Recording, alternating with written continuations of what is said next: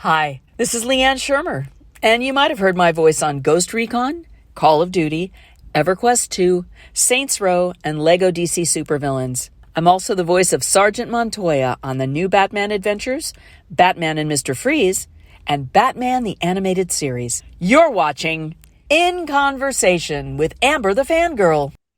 Hi guys, Amber here. Welcome back to In Conversation with ATF. My guest today is best known, right? Yes. She's a voice actor and an actor. She is the second voice of Renee Montoya in Batman the Animated Series. So that includes in Batman the Animated Series the episodes A Bullet for Bullock, Trial, Make 'Em Laugh, and Batgirl Returns. She also voiced Renee in the film Batman and Mr. Freeze Subzero, which actually had Mary Kay Bergman as Batgirl. And then in the new Batman Adventures, Holiday Nights, and Over the Edge, which means she's worked with three Batgirls. Melissa Gilbert, Mary Kay Bergman, and Tara Sharondoff. Well, as we know her, Tara Strong. She also reprised the role of Renee in LEGO DC Supervillains. She's also voiced Dr. Deli in What a Cartoon, or specifically King Crab Space Crustacean, where Billy West was also in that, and I spoke to him not long ago, so all right, I'll stop making previous references, all right. Alicia Diaz in Ghost Recon? Ghost Recon, yeah. Ghost Recon. Mm-hmm. In the franchise. Helani Firewing in EverQuest 2, So Lozano in Interstate 82, and she's done additional voices for video games like Saints Row the Third, Call of Duty Black Ops 2, and many more. My guest is Liane Schirmer. Hello. Hi. Oh my gosh. Hi. See that motion blur on my hands? That is not normal. I'm pretty sure that's not. No, it's just probably just my camera. But yeah, how are you today, Liane? I'm doing great today. Doing great. This is really fun, and what a treat to connect with somebody across the world who is so into this. Oh, trust me. That's wonderful. That is really, really wonderful. So I'm very excited to talk to you. That's so cool. Me too, because I've already spoke to, because I was introduced to you by Ingrid earlier, who was the first voice of Renee Montoya, and she briefly explained to me on the interview how like she left the country or something, or I can't exactly remember, and they were told, oh yeah, we didn't need you, but then they decided to make another series, and she wasn't there, so they brought you in instead. So yeah, and I'll tell you a funny, interesting anecdote about that is that, I went up for the audition, and I knew that somebody had the role before, and it was Ingrid, who is in our community of actors, and I was like, oh gosh, and yes, she had something come up right out of the country, and so anyway, she couldn't do it anymore, and I was like, oh, that's sad that she couldn't do it, but okay, well, it was open, so great, so I jumped in, and years later, probably around, I think it was 2018 or so, we both did a show together. We were in a wonderful comedy called Clean Start, and I walked in and I was like, Ingrid. And it was so cool that we somehow met, and got to work together many years later, which was really a treat. That's what happens in this trade, like all the time. You're constantly running into people that you haven't seen in a long time, or suddenly you're on a project and you're like, oh my gosh, and you start connecting. There's so much connective tissue between all of us that you're really not even aware of, because you're busy doing your life and doing your stuff, and then years later, wow. And I had another strange tale like that, if you don't mind. I'll volunteer it. Go ahead. Okay. Well, when I was doing the Batman animated series, I went in, and this is when they had everybody in a group, which was really fun. And so I noticed that Ephraim Zimbalist Jr. was there, and this is so and it's funny because I'm impressed with talent. I'm always impressed and very, very happy to meet people whose talent I respect. I'm not a celebrity person, but raw talent, who you're a fangirl. This is your fangirl moment. Yeah, no, I'm always there. And so, but I turned over and I said, oh my gosh, it's Ephraim Zimbalist. Well, long story short, but he and my father were childhood friends. Wow. And my father was, somewhat older. So that's sort of a different generation, right? But when they were friends, many, many years before in New York, and they, kept up the friendship over the years, surely. But as I was growing up, I mean, I hadn't seen him probably since I was very little or something. Anyway, it was just so funny. And I just said, hi, I'm, Rudolph's daughter. And he was, oh my gosh. Anyway, it was this wonderful sort of family history moment that just happened. And I got super excited about that. And I was like, oh, and here we are working together. Who would have thought, least of all my father would have ever imagined that. So yeah, I mean, these, it's kind of amazing, these sort of life things, that connect as a result of all of this. Yeah, definitely. Because Andrea Romano was best known for bringing all the voice actors to work together. So, obviously, you had Ephraim, you had Kevin Conroy for Batman the Animated Series. I mean, you did one of the best episodes, Trial, which has most villains in it out of all Batman episodes. So it had, oh my gosh, I'm trying to remember off the top of my head who I can see. Harley Quinn, Mad Hatter, Killer Croc, Poison Ivy, Joker, Two-Face. Probably more, I think. You're gonna have to make me go. I really should have watched this before.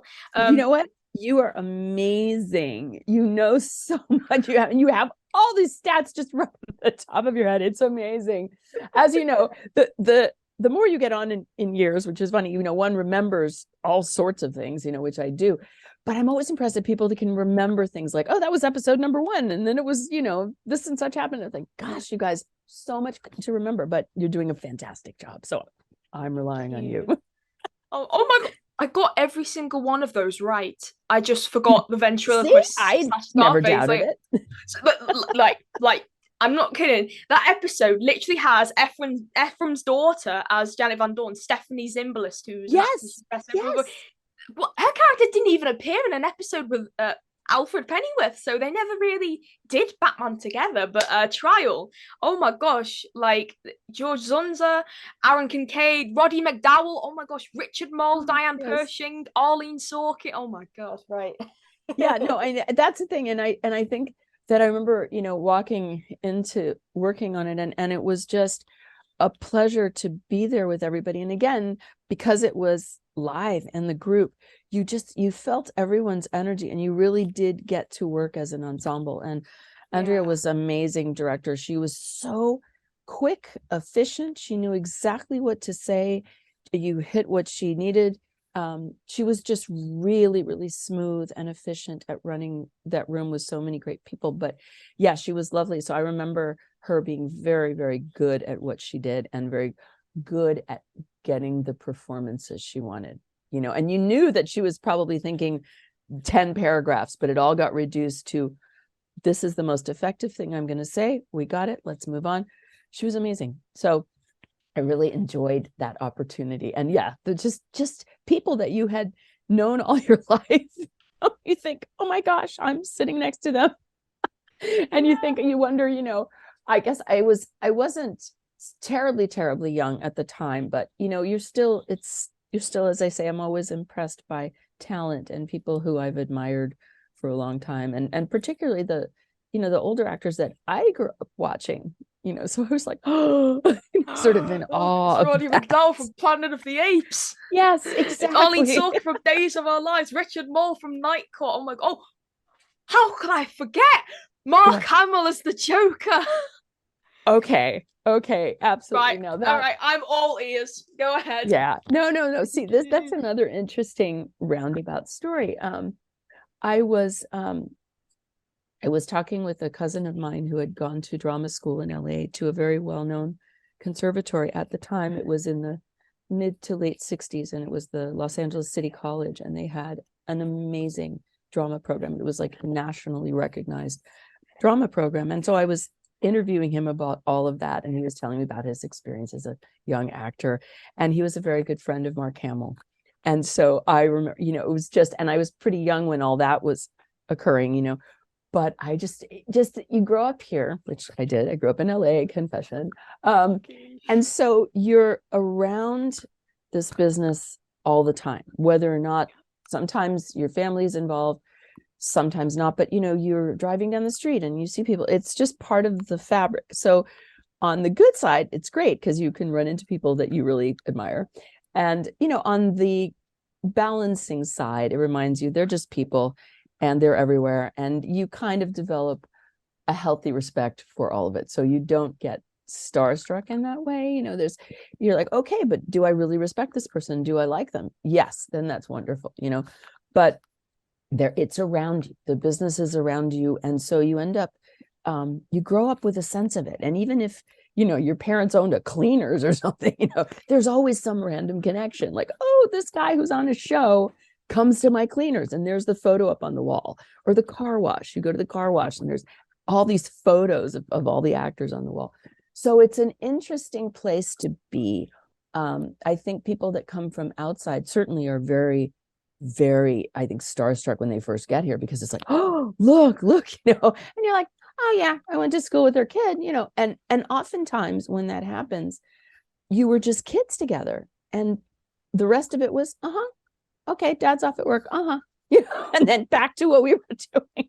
So there's sort of a normalizing of it. So you tend to look at it as a craft, so I think it's kind of a good balance, Yeah, but it's still fun, and you I think shouldn't lose sight of how cool that is, that you're in a place that started this industry, I mean, no, I know it was happening in Europe and all that, but I mean the real sort of engine that got started. And if it hadn't been for World War I, we'd be looking across the pond to all of this, I think, but I think but it's shifted to here, and there's a lot of magic and a lot of amazing history in that. And I think we can't stop being amazed by it, the good stuff, Yeah, definitely. I mean, I'm excited for my trip to Los Angeles, which is planned for next year, officially locked in.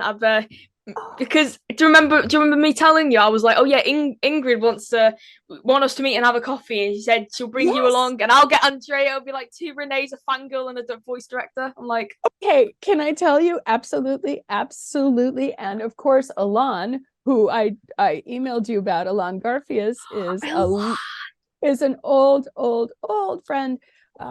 As I was friends with his parents, and I've wow, known them for, I am friends with his parents. this Hello. is a small world indeed. Oh my gosh, Very small world. We've all, his parents and I have all worked together, and so I knew him from the very beginning, and he's just an amazing person, and a wonderfully talented actor, but a great human being, which, hey, that's a plus, especially in this town, really helps if you're a cool, solid human being.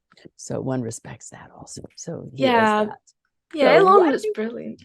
So that you absolutely have to get us all together, and we have to make sure that your LA visit is chock full of great stuff. So what's the best coffee shop in LA? Is there a good coffee shop? I should know this, since I'm a frequent attendee all over town, because I also write and do other stuff. So I am constantly in search of the great coffee place. I couldn't even answer that. We'd have to break it down by region. It's so big here that I hope you've planned a few days for your stay, like longer than 5 minutes. A week. At least a week. Well, you're going to have to cram, because there's wonderful places everywhere, but each neighborhood has kind of a special vibe. And I should probably disclose that I'm a big fan of LA and LA history. So, which I partially got by driving around to auditions and working on different projects, because I would drive to a particular part of town and then say, oh, well, I'm done early. Okay. Hey, what's around here? And I would go exploring and find all this great stuff. So then a ton of movie history too, where things were filmed and where the old studios were. So yeah. So, oh no, I couldn't even answer what's the best coffee. I'd have to break it down into regions, but don't worry. We'll have a list for you. So well, yeah, I mean, really cool. I don't even drink coffee, so that's sorry about that. I'm more of a hot chocolate person. Like, I just, what's get it. What's the best place to meet? Like how do you say what's the best coffee shop? But I don't drink coffee, so I'm gonna say at least Starbucks. I don't know. There's all these great little places, because when you're working on something creative, often I like to have kind of noise around, it's like, oh, good, life is going on, it's sunny, the world is going on, and then, but it's not related to you, so you can just focus in and get a lot of work done. So it's a wonderful technique, because if you're home, you kind of get all into the other stuff. You don't give yourself that luxury. So yeah, there's wonderful places and completely different atmospheres too, which is nice. Kind of the city is full of, sort of flavors, if you will.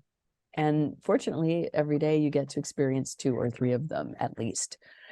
And that's pretty exciting. So yeah, I'll lead the coffee shop hot chocolate tour. No problem. Buzzing. I'll bring all the British knowledge. Yay. Yes, Well, the Brits, I mean, you guys are sending over these amazing actors. They're so well trained and they're just genius. And I mean, we they gave get you all the Roger roles. McDowell, so Well, they get work because they deserve to get it. They're really, really, really good. And I think we're all impressed by the Brits always, whether it's the arts or everything. I don't know. There's always a fascination. I think we all have it to some degree. Confess, everyone. We are fascinated with British culture, with the history, the talent, and we're just fascinated with it. So, that's okay. We can admit it. I think it's the accent. Oh, absolutely. Absolutely. Years.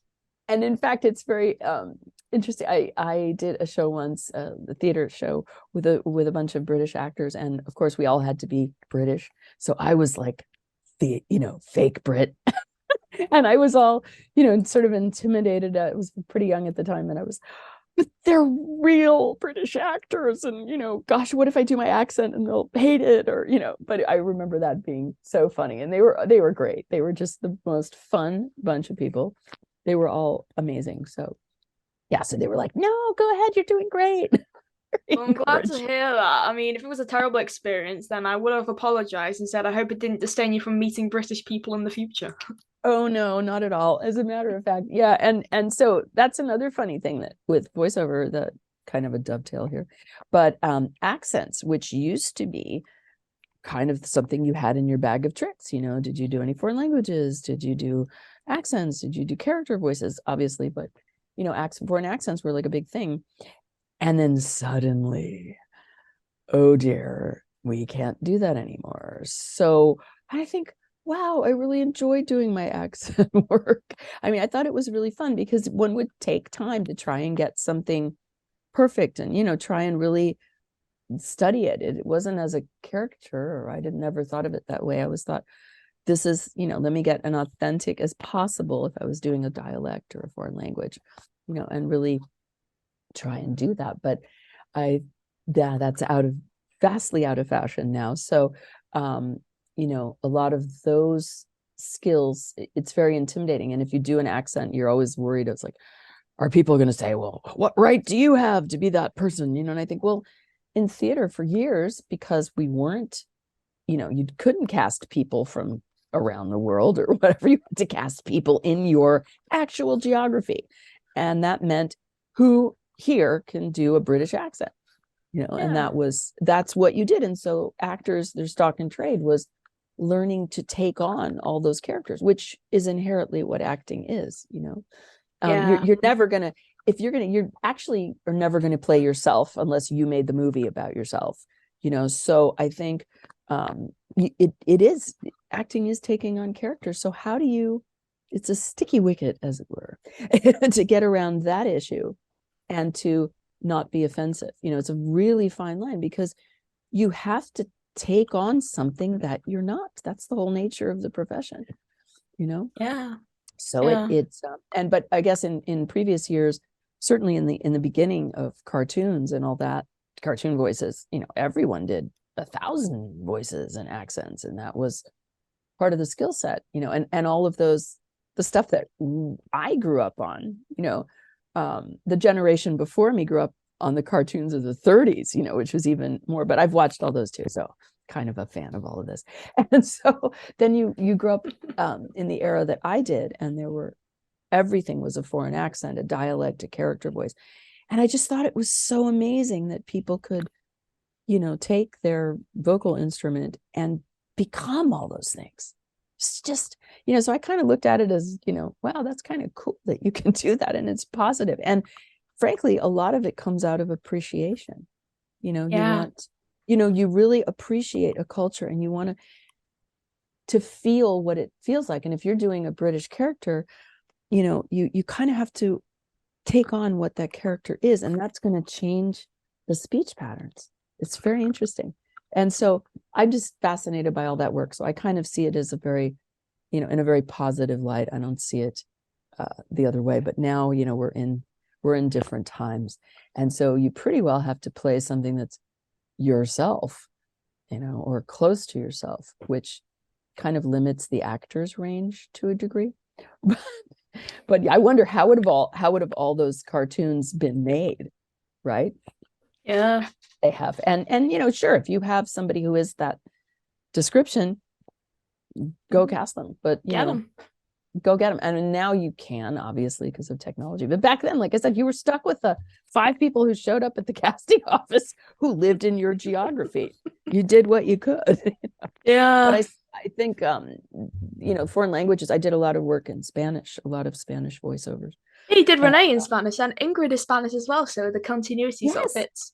Absolutely, absolutely. And so people back then, when I was starting out, they would say, "Oh, do you speak Spanish?" Or, you said you could. Yeah, I speak Spanish. See. Okay, great. And then they would just go ahead. And then later they started getting more like quality control. So people would come in to sort of evaluate your particular regional accent in Spanish and whether that was appropriate or not. If it was for a primarily Mexican audience, then if you had a Cuban dialect, then that wouldn't work, things like that. So, but then after a while, it's people now would ask, are you really Spanish? Because we need proof that you really are. And I'm like, yeah, I really am, for real, my mom is from Costa Rica. So yeah. And, I grew up speaking it. So I actually am. But I remember thinking back in the day, nobody would even ask anything. They would just say, oh, you can do this? Okay, here, go for it. You do the audition. And if it sounded okay to them, good. And we would make, in a sense, be more concerned about, okay, it's a Cuban character, so I have to speak a little differently, or, it's a neutral accent, or we would sort of take care to pick up those things, the community of actors that did it. But yeah. So anyway, that was kind of interesting too, all of that work. Sounds interesting. Yeah. For sure. Yeah. Because Yeah. I'm learning Spanish on Duolingo, of course. I'm going to Spain this year to visit family. So because my cousin is Spanish, like he's really fluent in Spanish. So like different gracias, buenas noches, de nada. I'm trying to think what else is there. Yeah, they teach you really silly things like like Juan eats apples, Juan come manzanas.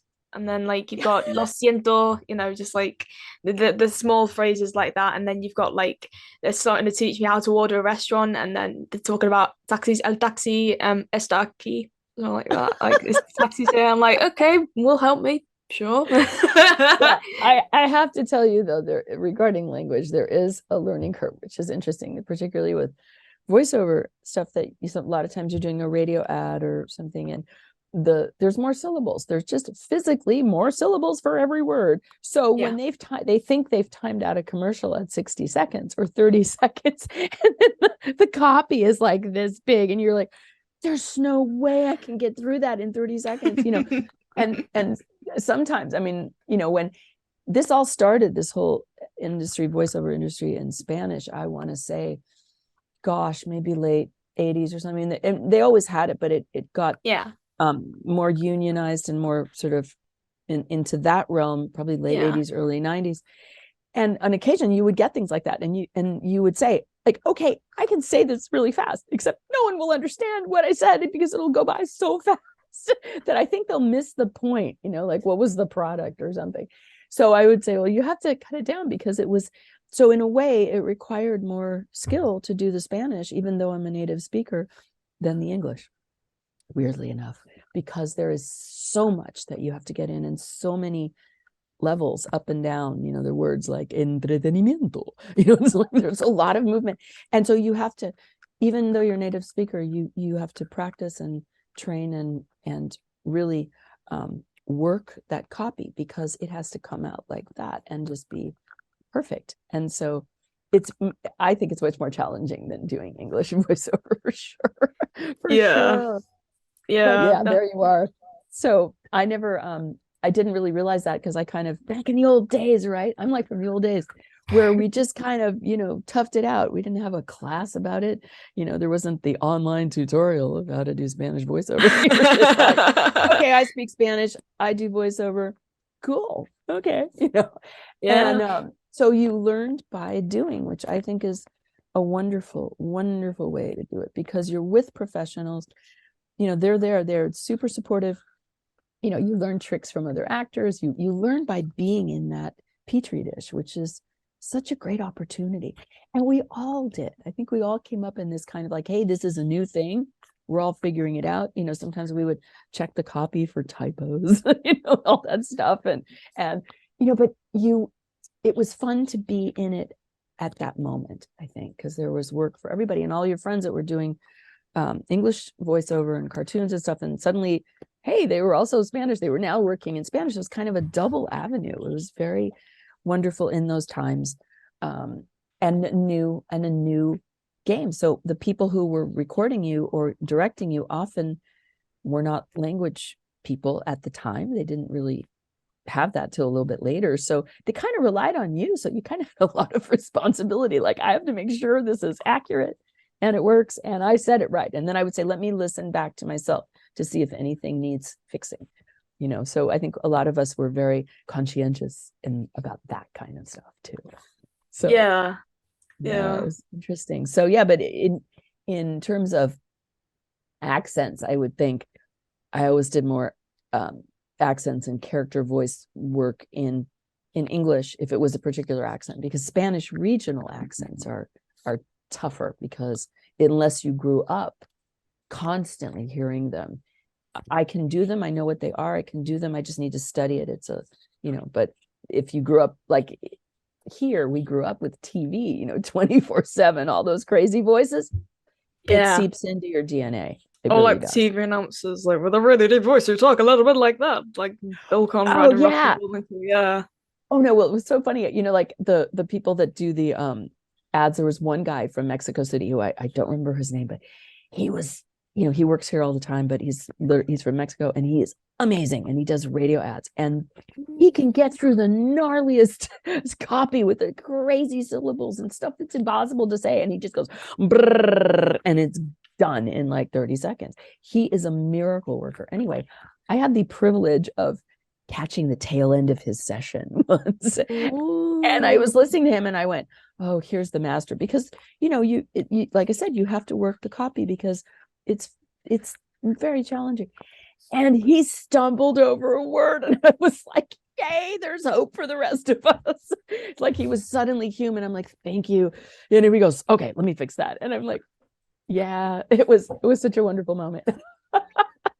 But they're all really good. And now a lot of that work is going out of the country. The economy has a lot to do with this, Yeah, wherever they can record it cheaper and without unions and all that stuff, that's where the work goes. Oops. Maybe we should go back to those regional days. I don't know. Probably most like the best thing for it. So Liane, of course, this is the big question I want to ask you. Of course, we lost dear old Batsy, Kevin Conroy, back in November. Of course, you did like 3 iterations of Batman. You did the Mr. Freeze film. You did the animated series and the new Batman event. Sorry, I'm flipped you off there. And the new Batman event. Give me a minute. Because I'll just have to figure out how my fingers work. The new Batman adventures. So, of course, you worked with him. Just, you've worked with a lot of people, but Kevin obviously must have stood out to you because, like, he was in every single one and he was, like, in every single episode you were in. So, what was it like to work with him, and did you ever get to meet him after you worked on Batman? I never got to really sort of hang out because, in a way, I remember about those sessions was, you got there, you had a call time, and it was like go, and studio time is, horrifyingly expensive. So the idea is everybody, you're primed, you're ready to go. You better not be the person that they have to redo the line 6 times, that kind of thing. So you want to just, and it's everybody's down, and so many people have other things going on that it's just, everyone's kind of gone after that. Not a lot of hanging out time. But what I do remember in sort of in a general way about how those sessions were run. He was amazing. He was doing it all the time. So in a way, the longer you work on something, the longer you work with the same director, also you do develop that shorthand, and then you know exactly kind of where you are. So I remember she would just hit him, and he'd be like, he would always be right in that track. And then if it was an adjustment at all, it would be this tiny little thing, and then he would go, right, and then it would be spot on. So I think that because, he worked certainly way more than I did on that, but, so as you're adjusting constantly, the director with that team that has already gotten it and is now in that groove. And then you've got people that are coming in for the other roles. And so your job is to kind of get them smoothed into that. So I think the attention is on getting everybody into the groove and keeping the people that have that already there. Or she would, reference things sometimes like, oh, remember in that other thing, it was like this. So da da da da da. So here it's referring to that. So perhaps uneven. Oh yeah.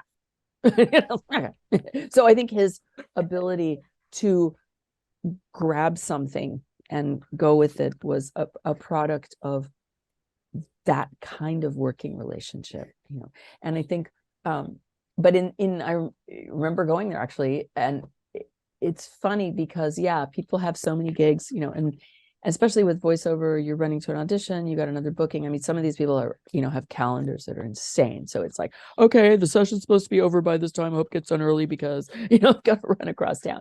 So there's a lot of that going on and not a lot of hanging out. I think if you're doing obviously a theater piece, then you've got the time. Comic That's when you visit with people and hang out. But studio time, you're in, you're out, and you're just aware when you walk in, like clocks ticking, money being spent.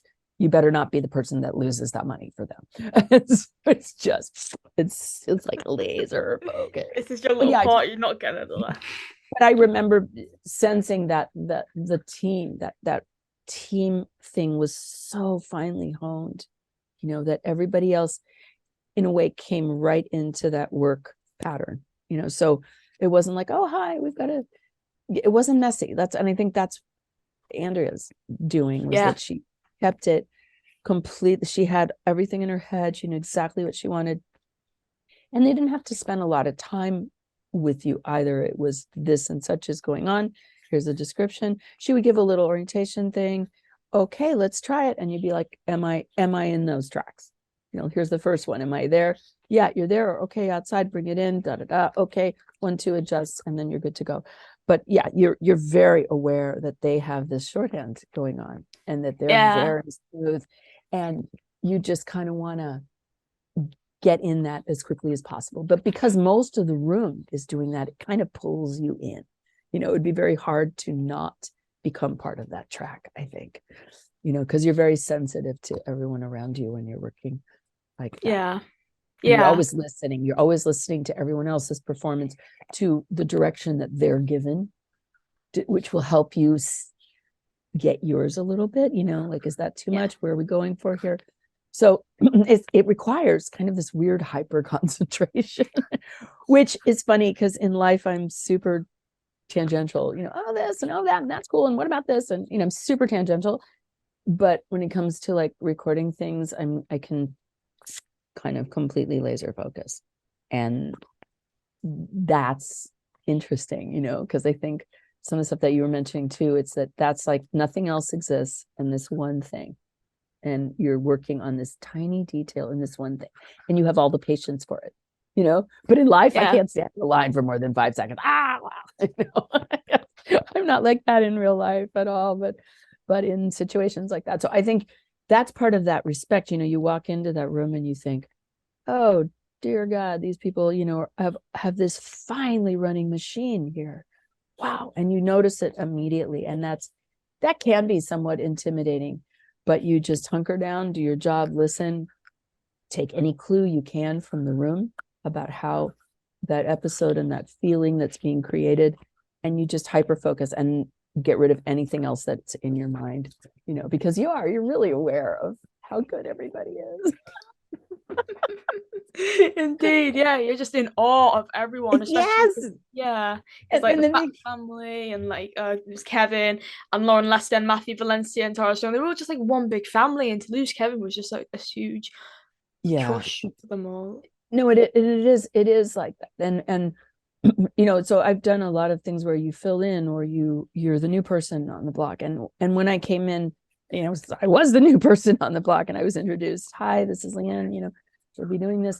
And she's the new Renee. Yeah. And then suddenly, and everyone's so super nice and super welcoming and supportive. I mean, you couldn't walk into a nicer environment. Everyone wants you to be the best. They really do. And I think so when you sense that, then you can get all your whatever, thoughts you had or fear or whatever, just you get rid of it and you just go, look, everyone wants to make me fit in amazingly. So I'm just going to drop all of that and concentrate on the job, and I think, there's so much help and support and wanting you to be great that in a way you just have to let go and let that happen, Yeah. So because actors notoriously self-conscious and we're all so like, oh, what if they didn't care, what if they're gonna hate it, and what if they're gonna say, oh no, she wasn't the one. I mean, we all run that, and it's really funny because I mean, if you just put a bubble over everyone's head what they're running, it's just it's ridiculous. But when you're on the other side and you're directing something, it's not that way at all. When you cast somebody, you cast something that you saw, that you believe in, so you have to trust that when you're the actor, they saw something and they already know it's there. Now they're just moving it to a different place in the room, and so getting over that insecurity, it takes many years. It's not like one just is hatched with this wisdom, but one should be. There should be like a whole lecture on how to get over your own head before you start doing this career. I think it would be very helpful. Yeah, because you don't realize that everyone in that room wants you to be amazing. Wow. They want the best for you. Yeah, that doesn't happen in real life. In a lot of situations, people are just waiting for you. Doesn't happen with my real teachers or my real friends. It only happens online. Everyone's so supportive. So and how polite people are and how professional, and I think that's something one has to realize. That and the more professional the room that you're in, the better it runs. The nicer people are.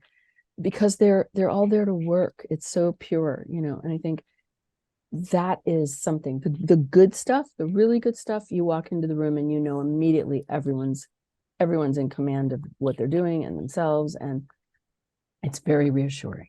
And you can tell within like a second, and then you walk into some jobs and you're like, well, they don't really know what they want, I just like, and you can feel that, and that is like, then I better know how to fix this, because out there they don't, but right, you walk into Batman session and like, oh wow, that's like optimal conditions. That's and happy to say that most of animation runs like that, because it's very, very well honed machine.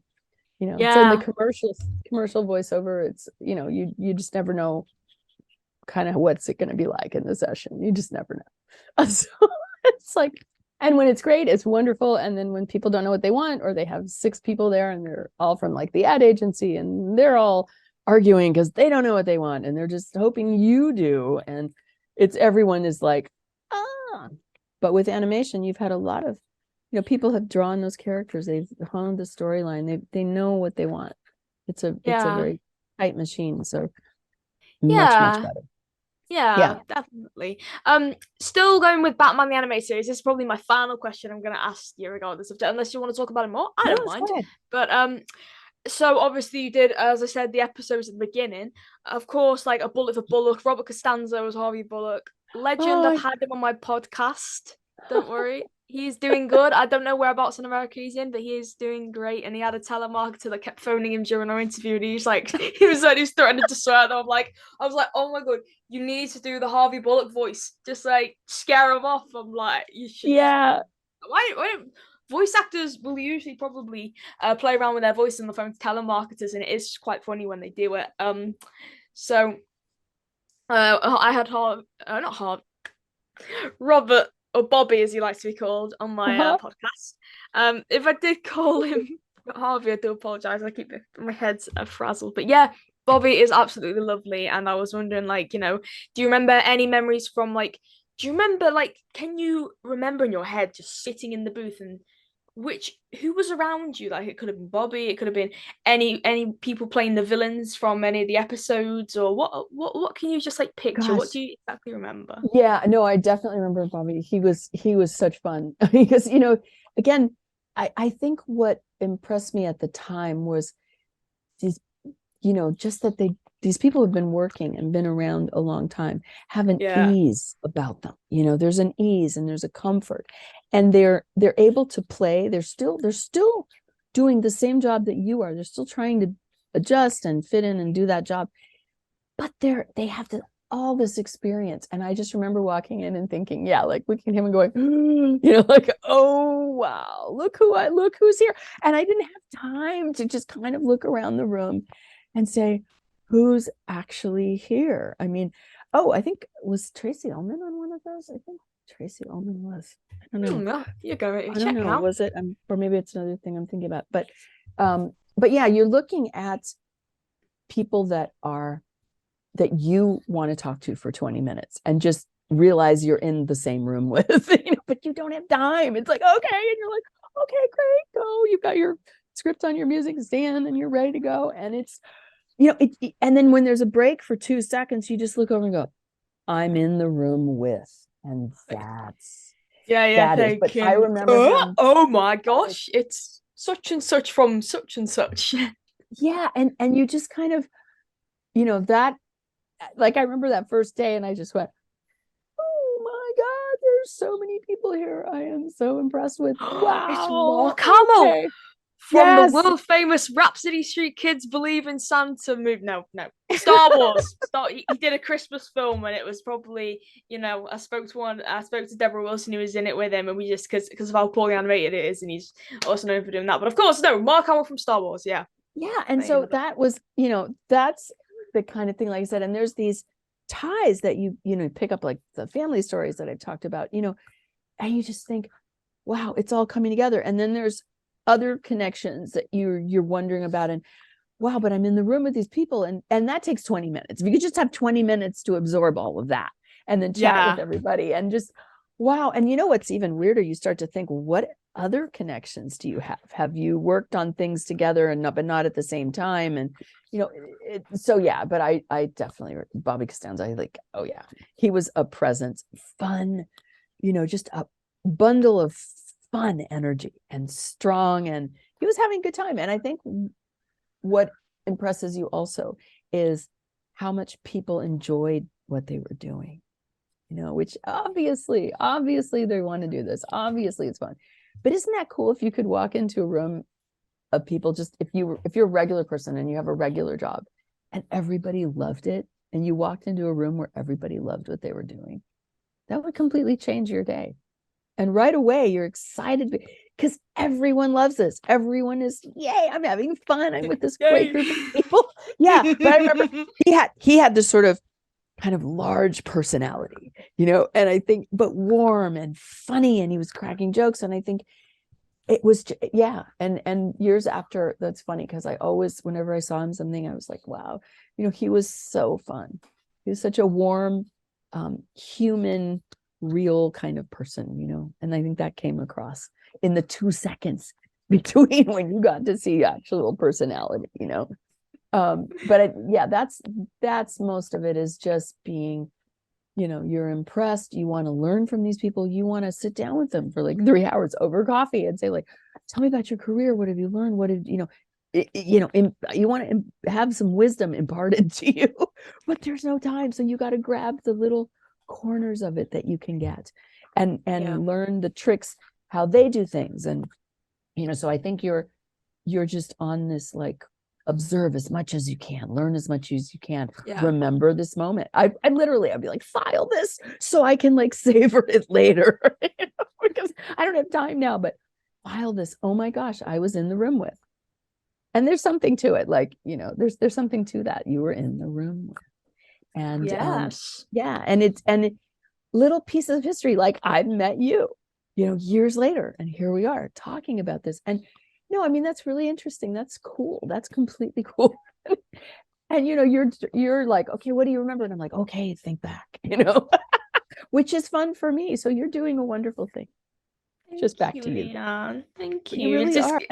It must feel like it's making my head go crazy to think like you could be there you're sitting there and you're thinking, yeah, I've met Efren Zimmerlis Jr. at a recording, and a few years later I met a little lady called Amber Jones from Britain. You're like, okay, it's like the 6 degrees of Kevin Bacon. Like, is how people yes, but you never know what who you're gonna meet next. Listen, I always said this, and it's so true. You never know. You're walking, especially in this trade, you walk into a room, you read for someone, you get a project, you don't get a project. Somehow you meet people months later. Someone will say, oh yeah, I ran into her at an audition. What about her? It's those moments. It's never the big moment. It's the tiny moment that somebody remembers that leads to something else. It's a comment you made while you were standing in line, and someone said, oh yeah, right, she speaks Spanish. Oh, let's call her. It's these weird, and it sort of leads to my core belief that sometimes I don't think it's about the trade itself. I think it's about who you're supposed to be with, which is very interesting. And maybe the real trade was the friends. Yeah, maybe the real trade was the friends we met along the way. I don't know. No, seriously. That this is just an excuse. This is the excuse. This is what we're doing. But I honestly believe so you kind of can't get all bent out of shape. If you didn't get a role, you're meant to get it or you're not meant to get it. And when you sit in this town for 30 seconds, you realize how many ridiculously talented people there are here, of all ages, descriptions, and now blessedly we have people from all over the world. I see these wonderful young people from every corner of the globe that are here doing acting and filmmaking and stuff, and I think that's amazing. But seriously, you drive around town and you realize I'm sitting next to someone in a coffee bar who's insanely brilliant, vastly talented, and they've all come here. So it changes the way you look at your day.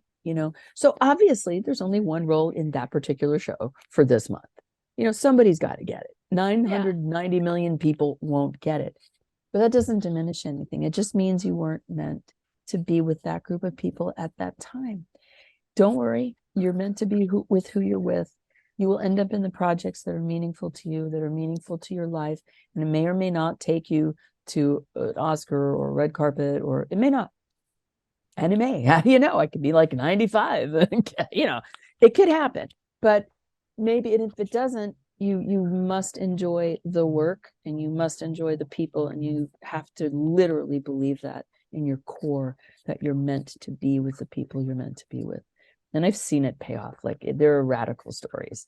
And, like I knew Alon's parents, right?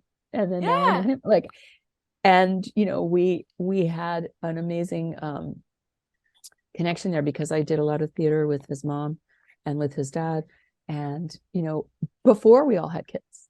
And so we were all like talking about this, and who's to know that years later we'd be sitting here and you would have interviewed theirs.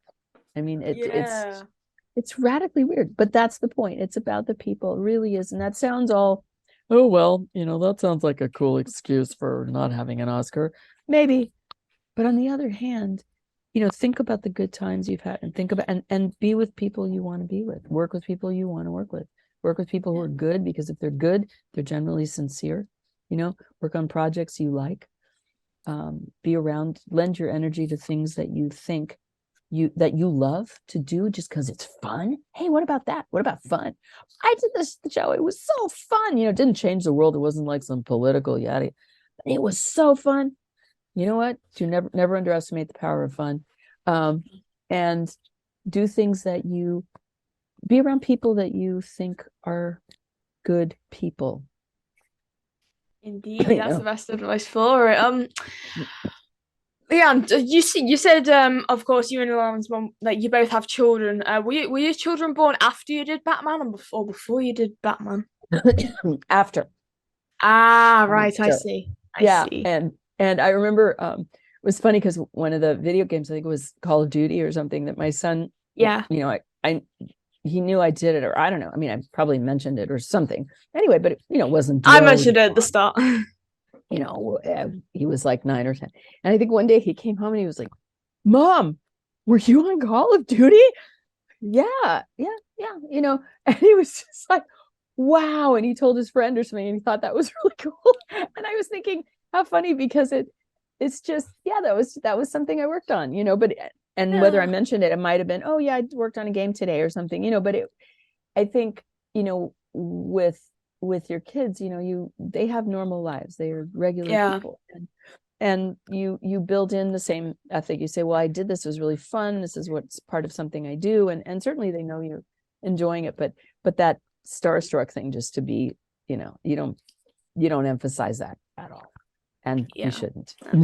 they're unless they want to be in the industry themselves. Absolutely. And if they want to, great, because then you do have a leg up, and also you have an eye out for, yes, folks, the pitfalls of this trick.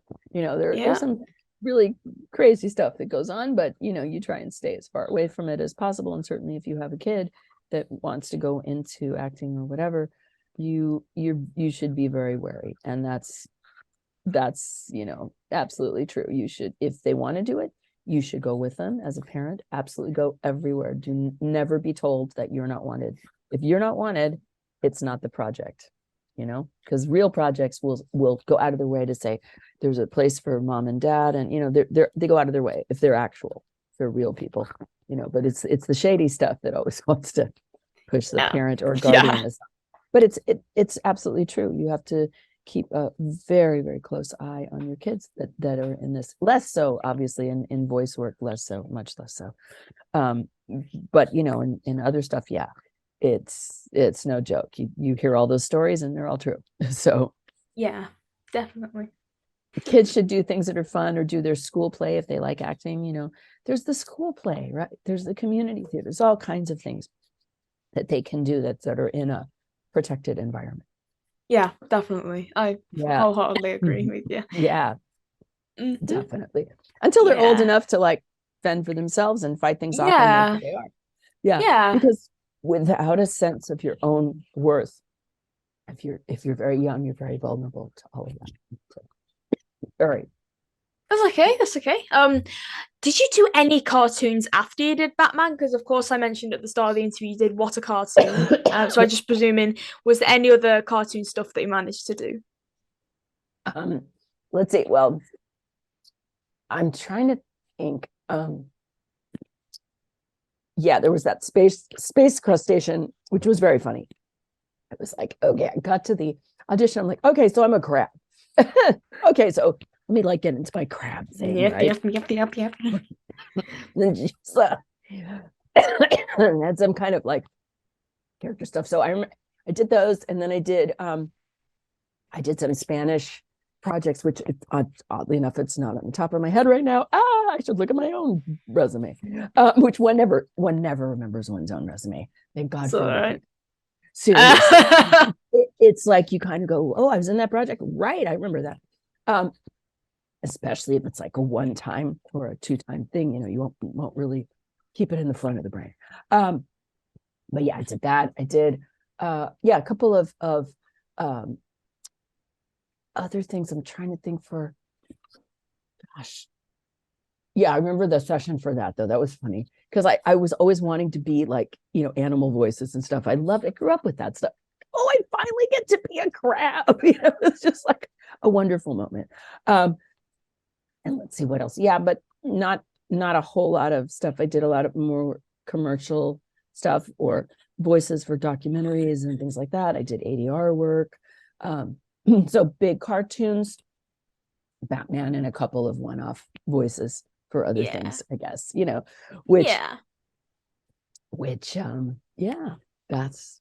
that's the name of that tune. And I did a lot of theater, and I did a lot of character work in theater also. So very little of playing me, which I think I was like, me is just me. What can I take on? What crazy character can I be? That was way more fun. So, but yeah, I mean, in the Spanish stuff, there were occasional, things that were either totally Spanish spoken or accented, which was always an issue. Like, do you have an accent? Do you not? You'd have to sit with the director, and the producers are like, okay, how do you envision the character? Does she have an accent? What kind of an accent? It's like the whole range of questions there, especially for animated characters. And over the years, that's also changed. That's a huge discussion, as people decided to forego accenting and say, oh, this is a Latina character who doesn't have an accent or has a hint of an accent anyway. But there are a lot of things like, like I'm just trying to think of stuff that would be, documentary work for like Video voiceover. games. Yeah. And then the games were, the EverQuest, then Ghost Recon, Ghost Interstate Recon, 80. Call of Duty. Those were crazy. The video games, because they're just lines. I mean, and you do have some drawing, some sort of visual reference, right? But they're just like, they're 400 lines. You go in and you record like 400 lines, and you think that's a lot, right? But they're short lines, and then a lot of times you'll have people advise you on, like, if you're a military character, that certain lines are said a certain way, like there's a certain rhythm to it, and you either go up or down on the line, and you have to match the way people say it in a military situation. And so there's that, and then there's 400 of them. So and I remember my thing about the clock's ticking, you're costing people money, so you just go, okay, we have 400 lines, and they'll book, I don't know, a couple of hours or whatever, and you better be on it, because there's 400 of them, and so you've got to be super focused. And often there is a little, they tell you a little bit about the scene, but not a whole lot. And they'll say, okay, give us 5 versions of this, get down. It's like, but it's, games are I've done a ton of game work, and it somehow started to be a little more charactery. In the beginning, it was, you're a soldier, you'd say basic soldier stuff, and then later now they're more charactery, I think, as games have evolved and are more visual and more, more into the story and stuff. But in the very beginning, it was pretty mechanical, but still fun. And then they would save all the screaming to the end. Yeah. Like, okay, here's the screaming lines sense. now that you're really tired. But those guys were always really fun. And it's again, it's just a fun atmosphere. But you go in, and, a lot of times my friends would be working on the same game, but I've never seen them, because again, you just go in at your slot and you just like, oh, you were on that, I didn't know. But yeah, so that's kind of fun work. And now more charactery. Now they ask for more charactery type roles. But I always got the crazy stuff. I always got the foreign dialects. I always got the foreign language, or you're speaking Spanish with a Japanese accent or something, which I loved all that stuff, because it was super challenging. It was like, okay, cool. And I'm a tree, all right. Like, so yeah, I always got things like that, and very few things that were, just my voice, except for it was a narration or a commercial or something like that. But I just loved the crazy challenges. Throw more stuff in the bucket. Let me see what I can come up with. So, it was cool. But yeah, hopefully, and voice work is something you can continue to do. That's also very nice, because, it's not so visual driven. So you can age out of roles or not in acting stuff or film and TV. But with voiceover, people are working until an advanced age and doing an amazing job. So, and it's just super fun. It's super fun, and it's easy, casual, and the people are just great. So a lot love the people. Yeah. A lot to be said. I know. I also did a lot of theater in and around that, and after, so that was kind of busy too, doing all that work. But yeah, I would love to continue doing voice work until I'm of an advanced stage, and I would love to. Good idea, that. Yeah, and then I would love to do more character things also, because I just think that's such fun, So yeah, just kind of like the writer cooks up this crazy thing and throws all this stuff in the pot, and then lets you realize that voice. That's the best part, So I think, and I've always liked it. I mean, when we were kids, my cousin and I, who is extremely talented, by the way, my cousin Rima and I would sit around and do imitations of all the cartoons on TV. and all the TV show voices and characters. Like this was how we entertained ourselves, and so it was constantly around, and so I was kind of rehearsing for a long time, I guess, since I was a little kid. We would sit in the kitchen and do all the commercials, and we'd have to do it exactly the way they did it with the so the voice was very important. Yeah. Like that. So yeah, this is how we all start, sitting around the kitchen doing commercials, and then we would reenact our favorite TV shows also. So we'd change the plots and fight over the roles. But yeah, it was, and what was cool about all those people was that they were such great actors. That's where we learned from the great voice actors. And when that's what you're hearing all day, wow, that's a school in itself. And the wonderful character performers that were on TV, so that later, you would go into a studio and they would say, "Oh, can you do it like that?" Yes, I can. I know what that is. But it's the best school is just listening, and listening to people, like on buses. Oh, that's a great voice. You take that. That's great. I got to remember that for a character. So I think we're just always, we want to be other people. And I think we want to be those people because we admire those people and we find something cool about them, that we want to feel what that feels like. I think that's what leads you into this trade. So it does comes from admiration or wonder or disbelief, but it always comes from an interest in someone else. And I think we need to remember that today, that wanting to be people and characters and transforming ourselves is an art and wonderful. And let's all play with it and cast anyone you want. Cast anyone you want and let everybody play. Because really you do learn about the culture from being immersed in something, So it's very cool. And I would hope to do voiceover in other languages. Wow, that would be a challenge. To do that. We should do that. But yeah. German or something, Yeah, I know. German, really Welsh. Cool. Welsh would be really cool. Welsh, oh my gosh, the English dialects in and of themselves, again, like if I had to do Welsh is awesome. Oh yeah, oh absolutely. I would have to, really loop it and really work on it. But yeah, absolutely. That you have an ear, and the ear is really good at picking things up, and so suddenly you just have to be around it the requisite amount of hours, and then bam, out of your mouth. it just happens. So yeah, I mean, I would love to do that. And I've done a lot of stuff in voiceovers and just, spot phrases in other languages and stuff like that. But yeah, which you try and do with the greatest accuracy possible, right? Yeah, I mean, you could just, about Welsh, you could just pull up and just say, what are sort of he? Diane, You're really good at that. I'm going to call you. I have to call you. I know a little bit of Welsh. Yeah, wow. I know a little bit of Welsh. So I'm trying to think. I could say May Club Nos Owen in Iglwydding, Panas. Owen's nightclub is selling parsnips. I know that sounds very out of context. That's just what Duolingo does, and I probably mispronounced some of the words, so I do apologize. That is so funny. Oh my gosh. Well, no, I think hopefully one can continue to find great work, and I'm curious what the next iteration of all of this is. We've gotten so technological.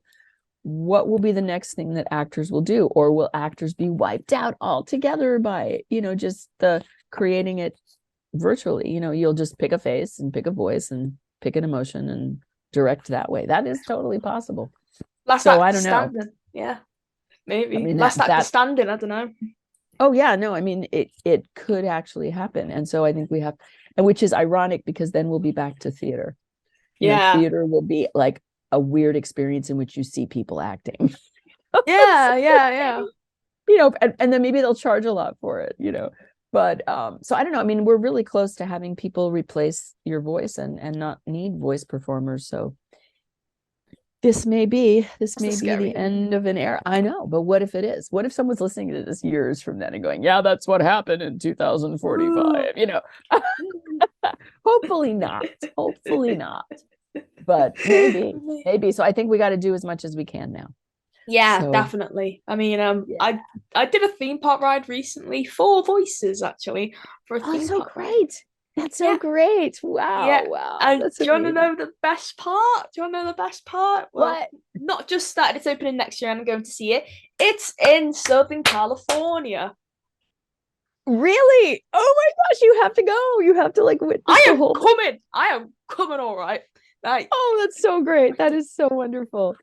I know Oh my it gosh. feels so blessed, honestly. So yeah, it's just wow, just thinking back to when I got my first job, it just doesn't feel like surreal. How did you feel when you got your first acting job? Oh dear. My first professional gig, which I was understudying a role in theater, and it was an equity show, and so it was super, super organized and professional. I remember thinking, wow, I'm here, because getting the equity card was a big deal for stage. It was a stage show, and I just kept pinch myself because it was so hard to get an equity card. But ironically, how I got it was I spoke Spanish. Who knew? And they needed a character to speak Spanish, and I said, Yep. well, I can do that. And and then they actually had people who could evaluate that, because it was a Spanish bilingual theater company, Bilingual Foundation of the Arts. And sure enough, I got in, and I thought, wow, because it was a door that was so tightly shut that I thought, how am I ever going to get this equity card? And ironically, the language, was the thing that got me in the door. I thought, how cool is that? So yeah, and I was just awed every day. I'm in an equity production. I'm getting my equity card. Wow. And again, the same thing. It was so well run, so professional. The woman who ran the company, her name was Carmen Zapata, and she was also in the show, and just super professional environment. And it was like being in it was on a tour actually too. So we got to tour, and I remember how lucky I thought, how did I luck into this? I mean, because seriously, it could have taken years. And I was very young and learning from everybody. And what an experience. I mean, seriously, it really changed things. It was like, oh, I could do this. And I remember just trying to learn as much as I could from everyone else there, how they acted, how their kind of work ethic, how they got auditions. I just learned by doing. And the best part, talking to the older actors who taught you the most. They really did. So that was cool, because I had the time to hang out with them, and they would tell you little tricks, if you do it this way, it's funnier and stuff like that. But you talk to the oldest people in the room because they have the most to teach you. And and it's a family. And I remember thinking how much fun I had. So again, in my rule, you better be having fun while you're doing it. Oh yeah. Yes, it was fun. It was eye-opening, and we went on a tour, and it was just great. And I figured, like, wow, I got in. Okay, I can do this. Okay, there's a path forward, and then I kind of went on from there. But a lot of stories, only it felt impossible. And one day there was just this tiny window, so you have to jump. If you see a window, jump. It's like, and I saw it and I jumped. So the rest is history. And I met friends that I still know today from that time. Ooh, Yep. So that's so lifelong cool. friends came from that job and working at that company. So wow, I guess I was supposed to be there. Definitely.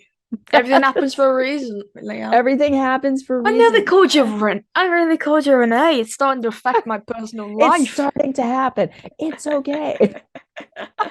Speaking of Renee, I'd like to briefly talk, because you reprised your role as Renee again in Lego DC Supervillains. Now, what was it like to return to the role after such a long time?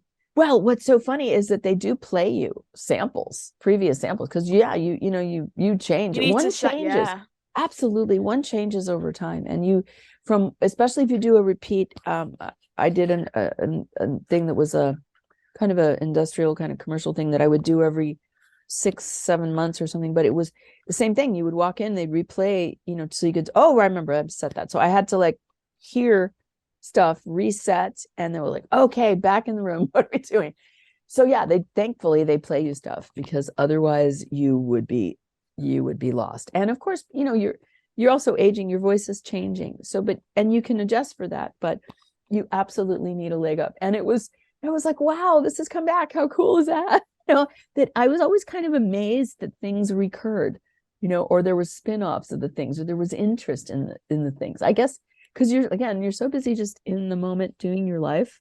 Like, okay, this is what I'm doing right now, and how do I do this, and how do I get the next job? And like you're focused like that. And then but the rest of the world is going on around you and making connections. And things you didn't even think at the time, like suddenly, oh wow, it's back. Oh no. So it was really fun. It was a really fun experience. And I was like, oh wow, okay, what did that sound like? Let me get all my sound samples in so I can kind of adjust. But that was probably the longest time that I'd gone with returning to a project, because the other project I was telling you was like every 6 months, not so long, but still there was always a readjust and a re-leveling at the time that I would record that. So this was longer than that. So it was like, okay, so who knows? But I was like, thanks for finding me. That was great. They came out and found the original. And the guy was like, you were the original one. I'm like, yes, I'm still here. It was kind of fun. So yeah, always a good moment. Always a good moment. Because what's funny? You don't know what other people will find interesting. Somebody might bring up something that you did 100 years ago and you're like, I was in that. Like, I don't know. And suddenly it's significant to them because of something they're doing.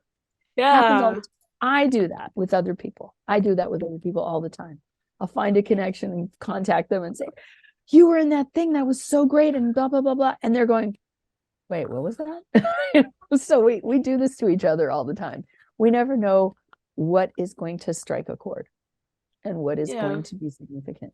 And I think that Batman, okay, funny story. Of course, I grew up watching the actual Batman TV show. That old, right? Okay. However, it was like, we have to take you to the Batcave. You have to go to the original Batcave. Oh my gosh, I have to take a picture of you there. But it was funny because I watched like every episode, okay, for years, and of course the voices and the characters and the whole thing. And how did I know that years later, I was going to be involved in a Batman project? Like, right? How would you ever know that? Who would know? Who but knew? There I was, absorbing it all. So life has amazing, good, crazy coincidences. And sometimes we just have to sit back and get out of our own way and realize that there's a whole group of people out there working to bring those things together. That someday some crazy thing will happen, And so, it is very flattering and humbling that people are still interested in all this. Yeah, definitely. So how again you worked on Batman, the trial episode. Do you remember working with Arlene Sorkin and Roddy McDowall? Yes, Roddy McDowall. Yes. Oh my God. Okay, but I have to tell you, that was one because I had seen him in films since I was a wee child. And I was obsessed with Roddy McDowall. Like, he was in all those movies that I watched as a kid. And so it's like, ooh, one of those moments, like, here we are. Because, when you're a kid, they seem older and they seem literally in another universe. Yeah. And you would never imagine yourself in the same time space or anything. And that I think I actually commented on that to my friend at the time. I called over. I was like, Roddy McDowall, do you believe it? It's like, really? Yes. Because for us as kids, some of these actors, like I said, weren't that kind of celebrity struck, but it was because they were in everything and they were so good, and you looked up to them as, wow, this is someone you knew that you literally grew up with. And it's just that moment of, wow, now we're in the same time as, working on the same thing. It does something to your head. It's very unbelievable.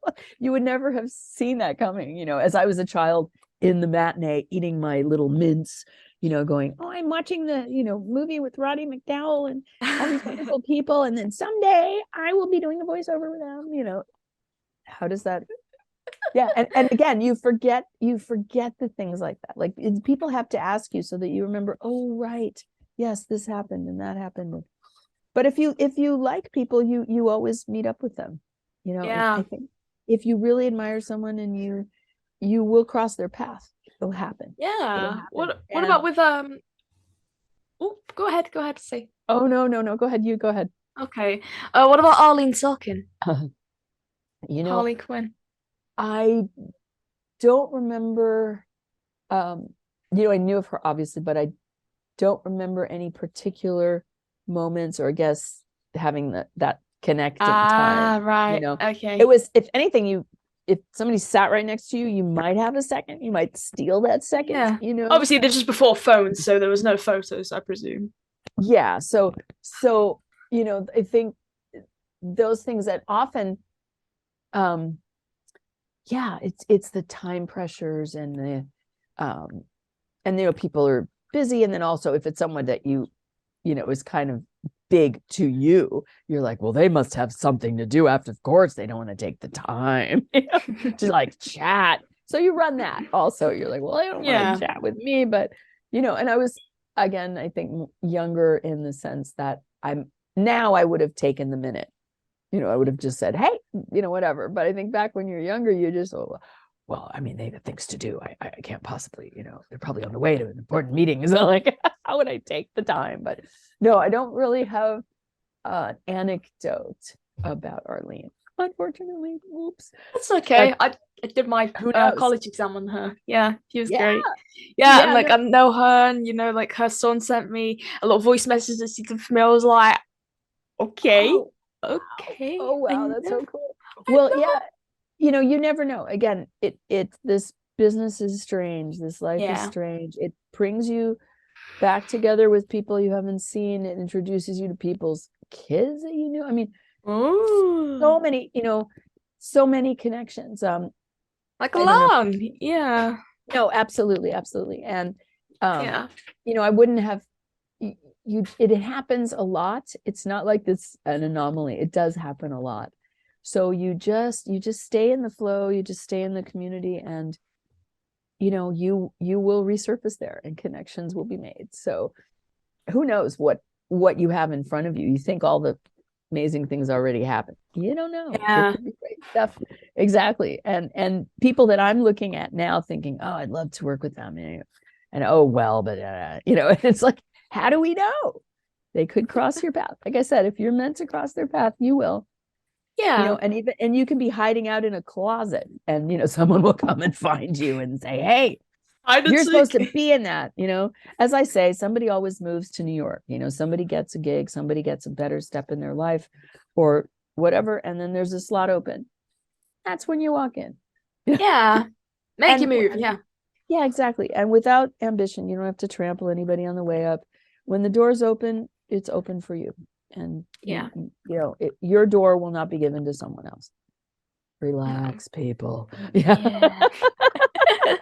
No need to be evil, But I think that takes a lot of living to get to that point. I think it's very hard when you're 20 to feel that good. 20, it's like all ambition. I gotta get there because if I don't get there on time, and I won't meet that person.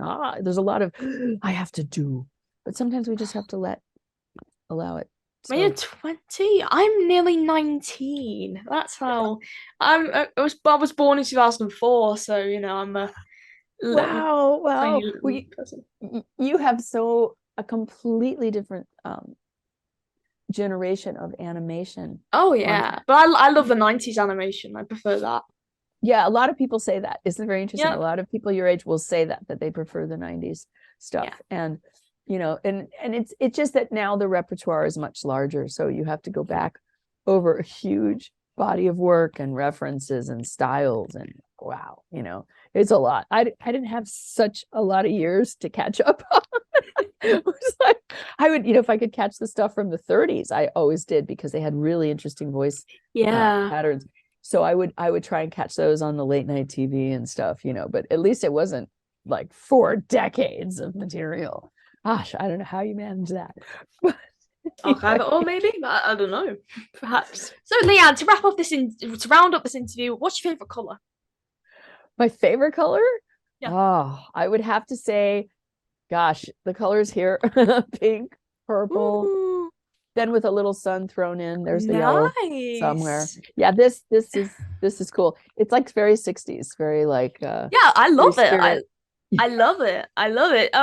If you could give any piece of advice to people my age who are pursuing voiceover at the moment, what would you give them in one sentence? Wow. Wow. That's amazing. It could be more than one sentence if you want to. Probably now with all the resources that you have at your disposal, I would say work your own characters, create characters. If you have an artist friend to do sketches for you, just do and get a bunch of different sketches and say, here's a sampling of what I could do. Here's some characters I created, and just do a little paragraph and do a sample on them and a history, and just because nobody does that. They wait to audition. Yeah. And what about saying, I've created these original characters, or I'm the original voice for these characters? Why not? Because, and especially if you have a friend that does any kind of animation, 2 seconds, 3 seconds, but even just a drawing, just make your own show. I mean, because you can now, and it's easy, and that way, you're a creator, and when you come into it as a creator, it's different, and get directing experience. If you're an voice actor, get in the booth and experience what's that's like to sit with producers. Yeah, exactly. Like, get to see what the directors go through, what the producers are talking about, what everyone's looking for, and how they make it. You need to be on the other side. I think that is the most helpful thing, because when you go back on the other side of the booth, you're like, I know what's going on. And a lot of times they look worried, but it has nothing to do with you. They're worried about something else. That what I mean? So you get way less self-conscious. So spend one job on the other side and take it all in, and then just go, oh, this is nothing. I get it. But I think if you haven't done that, it can be very intimidating. Very, very good advice, Liane. I agree with that. I try. Liane Schirmer, thank you so much for joining me on my podcast. It's been an absolute pleasure to talk to you about all things Batman and your career. So thank you for joining me today. Thank you, Amber. You were wonderful. Thank you so much for your interest and for your time. This was a pleasure, and I wish you much success in all your endeavors. Thank you, Liane. I wish you all the success too as well. To you at home, thank you so much for watching this episode of In Conversation with ATF. Make sure to like, comment, subscribe, share with your Batman fan friends, and we'll see you around. All right. Take care. Bye. Bye. Bye.